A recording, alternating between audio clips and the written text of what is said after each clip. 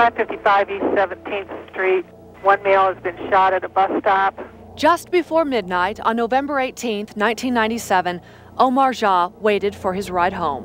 36, 2 down, okay, 2347. He just finished another long day cleaning and running luggage at the downtown Denver Hyatt. Now we've got suspects running eastbound on 17th Street. Police say Nathan Thill and Jeremiah Barnum spotted Jah at the bus stop. Thill called Jah racist names, knocked off his cap, then fired 3 bullets into Jah's chest and neck.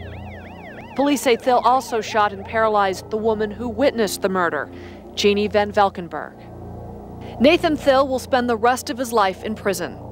Jeremiah Barnum is in jail awaiting a retrial. One seemingly random act of violence at this downtown Denver bus stop set off a chain of spontaneous acts of kindness. The more Colorado learned about this crime, the more we learned about this man, the smaller our world became. From a Denver bus stop to the other side of the world, we take you to a place that appears to have nothing in common with Colorado, but shares more in common than we could have ever realized because of one man's dream.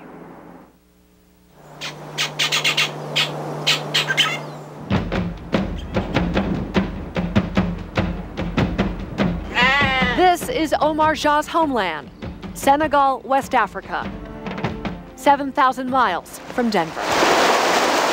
A place on the edge of the Sahara Desert, known for its dry, stark, barren landscape.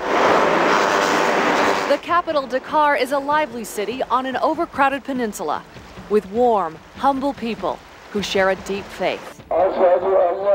For most, faith is all they have in this very poor country. Driving in West Africa takes courage. This is not I-25 during rush hour. It didn't take us long to figure out we could not make the long, hot 12-hour journey to Omar Jah's village alone.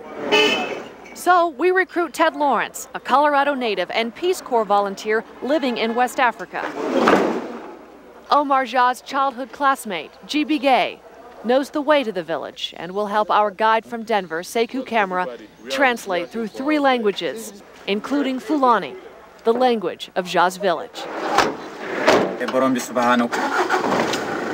And fortunately for us, Sekou's brother is an experienced driver who will certainly prove it over 1,400 miles. Retracing the same route Omar Jah traveled to fulfill his dream, we take off from Senegal's coast. Then for hours, we travel along the Great Sahara Desert. We smell diesel, garbage, and human waste, and witness a world so unlike anything we have ever seen. We pass men and women harvesting salt in a place called the Pink Lake because of its unusual color. 12.5 hours later, we turn off the paved road onto a dirt road that leads us to Omar Jah's village, a place called Jorbaval.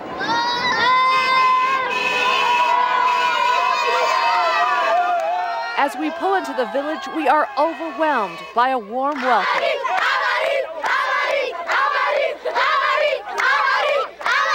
Children shout, Amérique, America. Hundreds of villagers crowd around our car. Women, children, and elders. Many of the young men, like Omar Jah, have gone to find jobs in the big cities to support their families here. Omar Jah's 85-year-old father wears glasses donated by Denver doctors, and through our interpreters, explains how the village feels about his son and his son's murder in Colorado. When he came to life, they thought that this was a gift of God. And when he was killed in Colorado, as Muslims, they just believed that was his destiny. But our interpreters explain the village considers Colorado's reaction to the murder a miracle. Coloradans didn't have to do what they did, and they very much welcome everything that has been done. When Colorado decided to help Omar Jah's people, this is the first gift the village received, and the brightest gift. A solar-powered light system now beams from the Jah home. Omar Jah had saved some money for the light before his murder. They're very useful for villages where you just need a little light. When the National Renewable Energy Lab back in Golden heard his plan, employees got together and made Ja's dream come to light.